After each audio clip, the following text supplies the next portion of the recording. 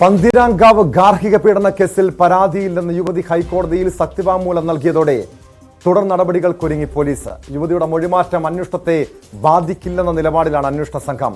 അതേസമയം പെൺകുട്ടിയുടെ മൊഴിമാറ്റത്തിൽ കോഴിക്കോട് ജില്ലാ പോലീസ് മേധാവിയിൽ നിന്നും വനിതാ കമ്മീഷൻ റിപ്പോർട്ട് തേടി. മൊഴിമാറ്റാനുള്ള സാഹചര്യം പരിശോധിക്കുമെന്ന് വനിതാ കമ്മീഷൻ അധ്യക്ഷ പി സതീദേവി വ്യക്തമാക്കി. പെൺകുട്ടിയുമായി മുൻപ് താൻ ഫോണിൽ സംസാരിച്ചിരുന്നു, കൗൺസിലിംഗ് നൽകിയിരുന്നു. രഹസ്യമൊഴി നൽകിയ ശേഷമാണ് മൊഴി മാറ്റിയത്. കൃത്യമായ അന്വേഷണം ഈ വിഷയത്തിൽ വേണമെന്നും വനിതാ കമ്മീഷൻ അധ്യക്ഷ വ്യക്തമാക്കി. മൊഴി മാറ്റി പറഞ്ഞിരിക്കുന്നു എന്നുള്ള കാര്യം വെച്ചുകൊണ്ട് ഒരു അഫിഡവിറ്റ് ഫയൽ ചെയ്തുകൊണ്ട് ഹൈക്കോടതി മുമ്പാകെ ഈ കേസ് തന്നെ ക്വാഷ് ചെയ്യാൻ വേണ്ടിയിട്ട് കൊടുത്തിരിക്കുന്നു എന്നുള്ളതാണ് മനസ്സിലാക്കാൻ വേണ്ടി കഴിയുന്നത്.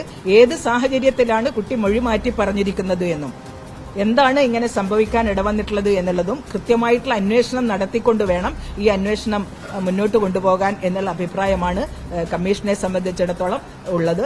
ഞാൻ നേരിട്ട് സംസാരിച്ച സമയത്തും കുട്ടി യാതൊരു തരത്തിലുള്ള സമ്മർദ്ദത്തിനും വിധേയമാവാതെ കാര്യങ്ങളൊക്കെ തന്നെ തുറന്ന് സംസാരിക്കുകയുണ്ടായിട്ടുണ്ട്. ഞങ്ങൾ വനിതാ കമ്മീഷന്റെ കൌൺസിലറോടും കാര്യങ്ങളൊക്കെ തന്നെ തുറന്ന് സംസാരിച്ചിട്ടുണ്ട്. ഇപ്പോൾ മൊഴി മാറ്റി പറയാനിടയായിട്ടുള്ള സാഹചര്യം എങ്ങനെയാണ് ഉണ്ടായത്? വല്ല സമ്മർദ്ദവും ഇപ്പൊ അച്ഛൻ പറയുന്നത്, പെൺകുട്ടിയുടെ അച്ഛൻ തന്നെ പറയുന്നത് കുട്ടിയെ ഹോസ്റ്റലിലേക്ക് കൊണ്ടു ചെന്നാക്കിയതിനു ശേഷം കുട്ടിയെ പിന്നെ കോണ്ടാക്ട് ചെയ്യാൻ കഴിയുന്നില്ല എന്നുള്ളതാണ്. അപ്പോൾ അങ്ങനെയുള്ള ഒരു സാഹചര്യത്തിൽ എങ്ങനെയാണ് ഈ കുട്ടി മൊഴി മാറ്റി പറയാൻ ഇടയായിട്ടുള്ളത് എന്നും കുട്ടി എവിടെയാണ് എന്നുള്ളതും കൃത്യമായിട്ട് പരിശോധിച്ചുകൊണ്ട് യാതൊരു തരത്തിലുള്ള സമ്മർദ്ദത്തിനും വിധേയമാക്കപ്പെടാത്ത ഒരു അന്തരീക്ഷത്തിൽ ഈ കേസ് മുന്നോട്ട് കൊണ്ടുപോകുന്നതിനാവശ്യമായിട്ടുള്ള സാഹചര്യം ഉറപ്പുവരുത്തണം എന്നുള്ളതാണ് ഞങ്ങൾ വനിതാ കമ്മീഷന് പറയാൻ. കോഴിക്കോട് നിന്ന് MS അനീഷ് കുമാർ ചേരുന്നുണ്ട്. അനീഷ്, കഴിഞ്ഞ 2 ദിവസമായി ഇരുട്ടിന്റെ മറവിലാണ് ഈ യുവതി ഇത്തരം തന്റെ മുൻപുന്നയിച്ച ഭർത്താവിനെതിരെ ഉന്നയിച്ച ആരോപണങ്ങളെല്ലാം പച്ചക്കള്ളമെന്ന് പറഞ്ഞ് സമൂഹ മാധ്യമങ്ങളുടെ രംഗത്തെത്തുന്നു. വലിയ രീതിയിലുള്ള പുകമറ സൃഷ്ടിക്കുന്നു. ഇതാര് പറയണതാണ് സത്യം എന്ന കാര്യത്തിൽ ഇപ്പോഴും വ്യക്തത കുറവുണ്ട്. പോലീസിനെ സംബന്ധിച്ച് പോലീസും ആശയക്കുഴപ്പത്തിലാണ്. പക്ഷേ ഈ യുവതി മൊഴി മാറ്റിയെങ്കിലും അത് അന്വേഷണത്തെ ബാധിക്കില്ല, അന്വേഷണവുമായി കേസുമായി മുന്നോട്ട് പോകുമെന്ന് പോലീസ് വ്യക്തമാക്കുന്നുണ്ട്. പക്ഷെ പോലീസിനെ സംബന്ധിച്ച് ഈ യുവതി മൊഴി മാറ്റിയ സാഹചര്യത്തിൽ എങ്ങനെ ഈ കേസ് അന്വേഷണവുമായി മുന്നോട്ട് പോകാൻ കഴിയും മനീഷ്?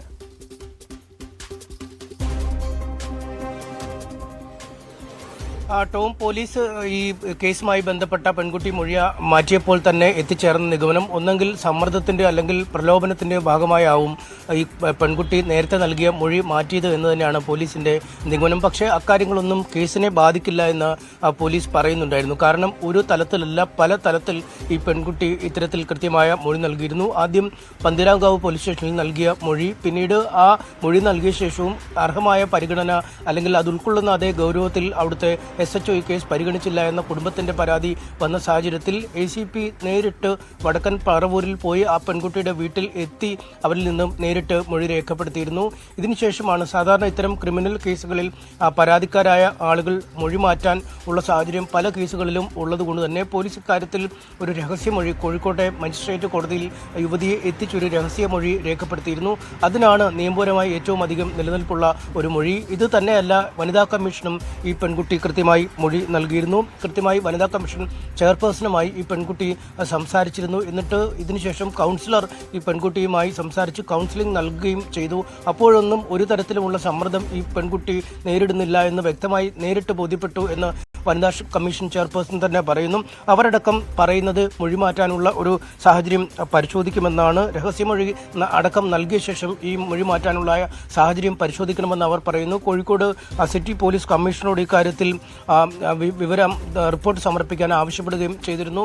എന്തായാലും പോലീസും ഇത് സംബന്ധിച്ച ഒരു അന്വേഷണം നടത്തുന്നു എന്നാണ് മനസ്സിലാക്കാൻ കഴിയുന്നത്. കാരണം പ്രതി വധശ്രമം അടക്കമുള്ള കുറ്റങ്ങൾ, സ്ത്രീധന നിരോധന നിയമപ്രകാരമുള്ള വകുപ്പുകളൊക്കെ ചുമത്തി കേസെടുത്തുകൂടി സ്ഥലത്തു നിന്നും അപ്രത്യക്ഷനാവുകയും പിന്നീട് വിദേശത്തേക്ക് പോവുകയും ചെയ്തതാണ്. അതായത് നിയമവ്യവസ്ഥയോട് ഒരു തരത്തിലും വിധേയമായി ഈ പ്രശ്നം പരിഹരിക്കാനുള്ള നീക്കം നടത്തിയ ആളല്ല പ്രതി. അതുകൊണ്ട് തന്നെ വിദേശത്തിരുന്ന് ഈ പെൺകുട്ടിയെ മാറ്റാൻ, പെൺകുട്ടിയുടെ മനസ്സ് വീണ്ടും മാറ്റി തൻ്റെ അടുക്കലേക്ക് എത്തിക്കുകയും താൻ ചെയ്ത കുറ്റകൃത്യത്തിന്റെ ഗൗരവം കുറയ്ക്കുകയും ഈ കുറ്റത്തിന് അനുയോജ്യമായ ശിക്ഷയിൽ നിന്ന് രക്ഷപ്പെടാനുള്ള ശ്രമം പ്രതി നടത്തുകയും ചെയ്യുന്നു എന്ന് തന്നെയാണ് എന്നാണ് ഇപ്പോഴും പോലീസിന്റെ നിഗമനം. ഒരുപക്ഷെ നാട്ടിൽ തന്നെ ഈ പ്രതി നിൽക്കുകയും നിയമത്തിന് വഴങ്ങി പിന്നീട് പെൺകുട്ടിയുമായി ഒരു തീർപ്പ് ചർച്ചകൾ നടത്തുകയോ അല്ലെങ്കിൽ നിയമവിധേയമായ മാർഗത്തിൽ കൂടി എന്തെങ്കിലും നടപടിക്രമം ചെയ്യുകയോ ആണെങ്കിൽ ഒരുപക്ഷെ കുറച്ചുകൂടി ഈ ഹൈക്കോടതിയിലടക്കം മജിസ്ട്രേറ്റ് കോടതിയിലടക്കം ചെല്ലുമ്പോൾ പ്രതിയുടെ വാദങ്ങൾക്ക് കൂടുതൽ ബലമുണ്ടാകും എന്നാണ് നമുക്ക് മനസ്സിലാക്കാൻ കഴിയുന്നത്.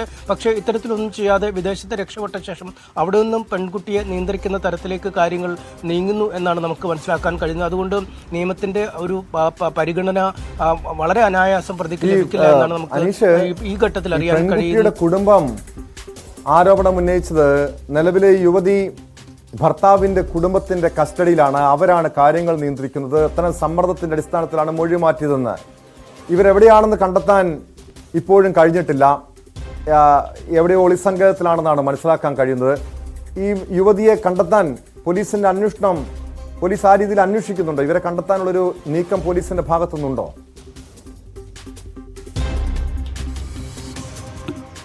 തീർച്ചയായും പോലീസ് മൊബൈൽ ടവറൊക്കെ കേന്ദ്രീകരിച്ച് ഈ യുവതിക്ക് വേണ്ടിയുള്ള അന്വേഷണം നടത്തുന്നു എന്നാണ് നമുക്കറിയാൻ കഴിയുന്നത്. കാരണം കുടുംബം പരാതി നൽകിയിരിക്കുന്നു. തിരുവനന്തപുരത്ത് ഹോസ്റ്റലിൽ കൊണ്ടുവന്ന് ആക്കിയ ശേഷം പെൺകുട്ടിയുമായൊരു ബന്ധം സ്ഥാപിക്കാൻ കഴിഞ്ഞിട്ടില്ല. ഇടയ്ക്ക് ഫോൺ വിളിക്കെങ്കിലും സാധാരണ രീതിയിലുള്ള സംസാരങ്ങൾ മാത്രമാണ് നടത്തിയത്.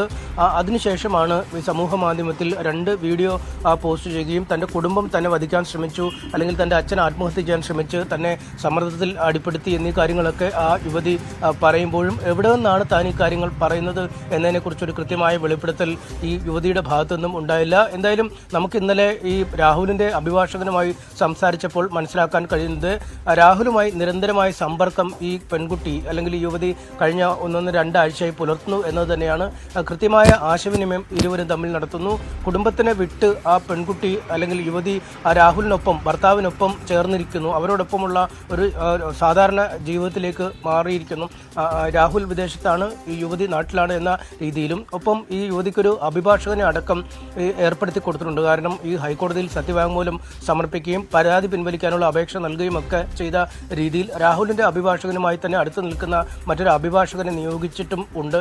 എന്തായാലും അത്തരം നടപടിക്രമങ്ങൾ കടക്കുമ്പോഴും രാഹുലിന് അറിവുള്ള ഇടത്ത് അല്ലെങ്കിൽ രാഹുലിന്റെ കുടുംബത്തിന് അറിവുള്ള ഇടത്ത് അല്ലെങ്കിൽ രാഹുലിന്റെ അഭിഭാഷകർക്ക് അറിവുള്ള ഇടത്ത് തന്നെയാണ് ഈ യുവതി ഉള്ളതെന്നാണ് മനസ്സിലാക്കാൻ കഴിയുന്നത്. ഇന്നലെ നമ്മൾ അഭിഭാഷകനുമായി സംസാരിച്ചപ്പോഴും ഈ കേസ് അന്വേഷിക്കുന്ന പോലീസ് സ്റ്റേഷന്റെ പരിധിയിലുള്ള കോടതിയിൽ ആ പെൺകുട്ടി സ്വമേധയാ ഹാജരാവും എന്നാണ് അറിയിച്ചിരിക്കുന്നത്. അങ്ങനെയെങ്കിൽ കുടുംബത്തിന്റെ പരാതി വടക്കൻ പറവൂരിൽ നൽകിയെങ്കിലും പിന്നീട് അത് തിരുവനന്തപുരത്തെ കഴക്കൂട്ടം പോലീസ് സ്റ്റേഷനിലേക്ക് മാറ്റുകയും കഴക്കൂട്ടം പോലീസാണ് ഇപ്പോൾ കേസ് അന്വേഷിക്കുകയും ചെയ്യുന്നത്.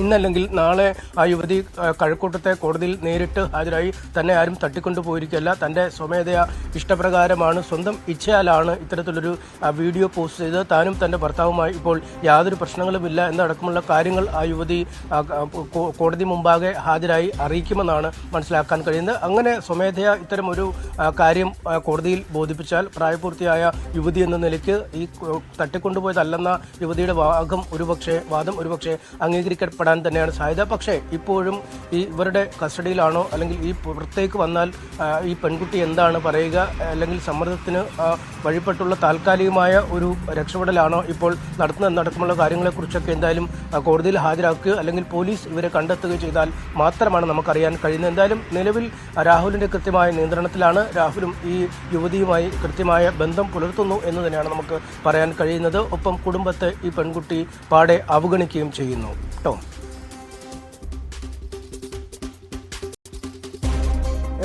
അതുതന്നെയാണ് നേരത്തെ വനിതാ കമ്മീഷൻ അധ്യക്ഷ പി സതീദേവി പറഞ്ഞത്. യാതൊരുവിധ സമ്മർദ്ദവുമില്ലാതെ പെൺകുട്ടിക്ക് മൊഴി നൽകാനുള്ള അന്തരീക്ഷം ഒരുക്കുമെന്നവർ വ്യക്തമാക്കുന്നുണ്ട്. എന്തായാലും ഒരു കാര്യം വ്യക്തമാണ് അനീഷ്, ഈ പെൺകുട്ടിക്ക് മേൽ സമ്മർദ്ദമുണ്ടായിരുന്നു.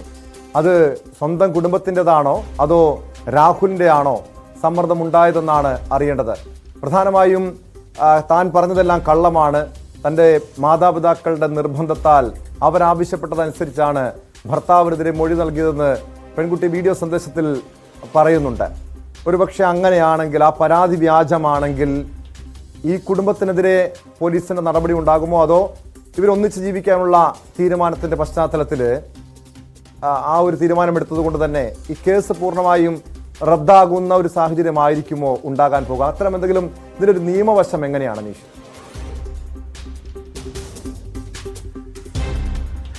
ഈ ക്രിമിനൽ കുറ്റങ്ങളുമായി ബന്ധപ്പെട്ട പരാതിക്കാർ പരാതിയില്ലെന്ന് അറിയിച്ചാൽ പോലും അത് നിലനിൽക്കുമെന്നാണ് നമുക്ക് പോലീസിൽ നിന്ന് മനസ്സിലാക്കാൻ കഴിയുന്ന വിവരം. കാരണം ആദ്യം പന്തീരാങ്കാവ് പോലീസ് സ്റ്റേഷനിലെത്തി പരാതി നൽകുന്നു, പിന്നീട് വടക്കൻ പറവൂരിലും ആശുപത്രിയിലടക്കം പരിശോധനകൾ നടത്തുന്നു, പിന്നീട് കോഴിക്കോട് കോടതിയിലെത്തി രഹസ്യമൊഴി നൽകുന്നു. 3 ആശുപത്രികളിൽ നടത്തിയ പരിശോധനയ്ക്ക് യുവതിക്ക് പരിക്ക് പറ്റിയതായി കണ്ടെത്തുന്നു.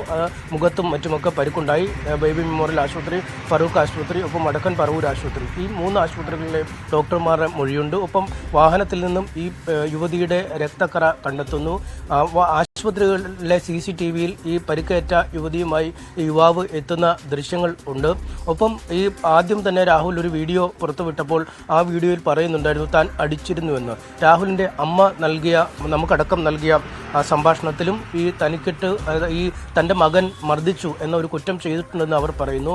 യുവതി പുറത്തുവിട്ട വീഡിയോയിലും തന്നെ മർദ്ദിച്ചു എന്ന് പറയുന്നു. അപ്പോൾ ഇതിലെല്ലാം ഒരു മർദ്ദനം എന്ന ഒരു സംഭവം നടന്നിട്ടുണ്ട് എന്ന കാര്യം പകൽ പോലെ വ്യക്തമാണ്. ഒപ്പം രഹസ്യമൊഴിയിലും മർദ്ദനവും അതേ തുടർന്നുണ്ടായ ബെൽറ്റ് കൊണ്ട് അടിക്കുക, കഴുത്തിൽ ഈ മൊബൈലിൻ്റെ കേബിൾ മുറുക്കുക എന്നീ കാര്യങ്ങളൊക്കെ ചെയ്തിട്ടുണ്ടെന്ന് പറയുന്നു. പക്ഷേ ഒരു മാനസിക സമ്മർദ്ദത്തിന് അടിമപ്പെട്ട് അല്ലെങ്കിൽ തൻ്റെ ഭർത്താവായാൽ തനിക്കിനി ജീവിതകാലം മുഴുവൻ ഒരുപക്ഷെ ഒന്നിച്ചു പോകേണ്ടത് യുവാവിനൊപ്പം എന്ന ഒരു തീരുമാനത്തിൽ ഈ യുവതി ഇപ്പോൾ എത്തിയിരിക്കാം. കാരണം ഈ വിവാഹാലോചനകൾ വന്നപ്പോൾ നമുക്കറിയാം കോട്ടയം ജില്ലയിലെയും ഈ പറവൂരിലെയും 2 വിവാഹാലോചനകളാണ് ഈ വെബ്സൈറ്റ് വഴി എത്തുകയും 2 പേരെ ഒരു ദിവസം പെണ്ണ് കാണാൻ പോവുകയുമാണ് ചെയ്തത്. ഈ 2 പെൺകുട്ടികളെയും ഈ രാഹുലിന് ഇഷ്ടപ്പെടുകയും ചെയ്തു. എന്നാൽ കൂടുതൽ ജോലി സാധ്യതയും മറ്റുമൊക്കെ പരിഗണിച്ചപ്പോൾ കോട്ടയം ജില്ലയിലെ പെൺകുട്ടിയെ വിവാഹം കഴിക്കാൻ തീരുമാനിക്കുകയുമായിരുന്നു. ഇതിനുശേഷം പിന്നീട് നമുക്കറിയാം ബംഗളൂരുവിൽ പോയതടക്കമുള്ള കഥകൾ നേരത്തെ തന്നെ പുറത്തു വരികയും ഈ രാഹുലിൻ്റെ കുടുംബം പറയുകയും ചെയ്തതാണ്.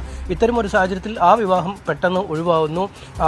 വിവാഹത്തിന് ഏതാനും ദിവസങ്ങൾ മാത്രം അടുത്തു നിൽക്കെ വിവാഹ ക്ഷണക്കത്ത് പോലും അടിച്ച ശേഷം ആ വിവാഹം മാറുന്ന സാഹചര്യം. പെട്ടെന്ന് അഭിമാനം രക്ഷിക്കാൻ എന്ന പേരിൽ നിലവിൽ തന്നെ വിവാഹാലോചനകളുമായി അല്ലെങ്കിൽ പെണ്ണുകാണലുമായി പോയ ശേഷം ഈ വടക്കൻ പറവൂരിലെ യുവതിയുമായി ഫോണിലും മറ്റുമൊക്കെ സംഭാഷണങ്ങളും വാട്സാപ്പ് ചാറ്റും ഒക്കെ ആരംഭിക്കുകയും ചെയ്തിരുന്നു. ഇത്തരമൊരു സാഹചര്യത്തിൽ ഇങ്ങനൊരു പ്രതിസന്ധിയിലേക്ക് രാഹുൽ വീണപ്പോൾ ഈ വിവരങ്ങളൊക്കെ അറിഞ്ഞുകൊണ്ട് തന്നെ രാഹുലിനെ സ്വീകരിക്കാൻ തയ്യാറായി വന്ന ഒരു യുവതിയാണ്. യുവതിയുടെ വിവാഹ ചടവുകളടക്കം ഈ വസ്ത്രങ്ങളടക്കം നൽകുകയും ചെയ്ത രാഹുലാണ്. ഇത്തരമൊരു സാഹചര്യത്തിൽ ഈ രാഹുലിനോട് വലിയ ഒരു അടുപ്പം ഈ കുട്ടിക്ക് ഉണ്ട് എന്നാണ് നമുക്ക് മനസ്സിലാക്കാൻ കഴിയുന്നത്. പന്തീരാങ്കാവ് പോലീസ് സ്റ്റേഷനിൽ ആദ്യ ദിനം പരാതി നൽകാൻ എത്തിയപ്പോൾ പോലും ഈ പോലീസുകാരുടെ സാന്നിധ്യത്തിൽ പോലും ഈ അടുപ്പം പെൺകുട്ടി പ്രകടമാക്കുകയും ചെയ്തതാണ്. എന്നാൽ ഈ കുട്ടിയുടെ മാതാപിതാക്കൾ ഒരു തരത്തിലും തങ്ങളുടെ മകൾക്കുണ്ടായ അതിക്രമത്തെ, ഈ ക്രൂരമായ മർദ്ദനത്തെ വെച്ചു പൊറുപ്പിക്കാൻ കഴിയില്ല എന്നൊരു ശക്തമായ നിലപാടെടുത്തുകൊണ്ട് മാത്രമാണ് ആ കുട്ടി ഇവരോടൊപ്പം പോവുകയും ചെയ്തത്. അതായത് ഞാൻ പറഞ്ഞു വന്നത് ആദ്യം മുതൽ തന്നെ ഒരു മൃദുഭാവം ഈ യുവതിക്ക് രാഹുലിനോടുണ്ട്. അത് കുടുംബവുമായി ബന്ധപ്പെട്ട കാര്യങ്ങളൊക്കെ അതീവ സങ്കീർണമാവുകയും ഇത്രയധികം വഷളാവുകയും ചെയ്യുമെന്ന് ഈ യുവതിയും വിചാരിച്ചു കാണില്ല. എന്നാൽ അതിനുശേഷം പിന്നീട് കേസൊക്കെ ആയി കഴിഞ്ഞാണ് വീണ്ടും തിരുവനന്തപുരത്തേക്ക് എത്തുമ്പോൾ രാഹുലുമായി വീണ്ടും സമ്പർക്കം ചെലുത്താൻ അവസരം കിട്ടുകയും ചാറ്റ് ചെയ്യുകയും ഒക്കെ ചെയ്യുമ്പോൾ ഒരുപക്ഷെ വീണ്ടും പഴയ കാര്യങ്ങളൊക്കെ പറഞ്ഞ് ഇരുവരും ഒന്നാവാൻ തീരുമാനിക്കുകയാവുകയും ചെയ്തത്. പക്ഷേ ഇത് ഒരു ദൂരക്കാഴ്ചയിൽ നോക്കുമ്പോൾ വലിയ പ്രശ്നങ്ങൾ തന്നെയാണ്. കാരണം നേരത്തെ കൊല്ലത്തായാലും മറ്റിടങ്ങളിലൊക്കെ ആയാലും ആലുവയിലെ മോസിനയുടെ മോഫിയ പർവിൻ്റെ കേസൊക്കെ ആയാൽ പോലും ആദ്യം പരാതി നൽകി വീട്ടിലേക്ക് എത്തുമ്പോൾ കുടുംബം ഒരുപക്ഷെ പറയുന്നത് സുഭദ്രമായൊരു ഭാവി ജീവിതത്തെ കരുതി ഭർത്താവിൻ്റെ വീട്ടിലേക്ക് മടങ്ങിപ്പോവും, പ്രശ്നങ്ങളൊക്കെ പരിഹരിച്ച് അവരോടൊപ്പം തുടരാമെന്ന രീതിയിലൊക്കെയാവും പറയുക. പക്ഷേ പിന്നീട് ഈ യുവതികൾ ആത്മഹത്യയിൽ അഭയം പ്രാപിക്കുമ്പോഴോ അല്ലെങ്കിൽ കുടുംബം ഈ ഭർത്താവ് ഇവരെ ഏതെങ്കിലും തരത്തിൽ വകവരുത്തുകയോ ചെയ്തു കഴിയുമ്പോൾ മാത്രമാവും ഈ പ്രശ്നങ്ങളുടെ ഗൗരവത്തെപ്പറ്റി അതത് കുടുംബങ്ങൾക്ക് പോലും ഒരു ബോധ്യമുണ്ടാവാൻ കഴിയുന്ന ഒരു സാഹചര്യം. എന്തായാലും അത്തരമൊരു കാര്യം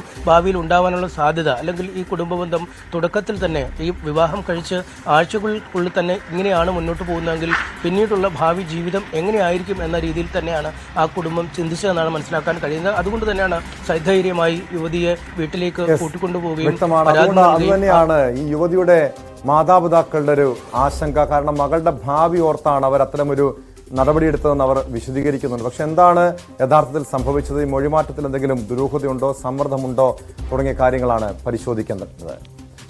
കേരള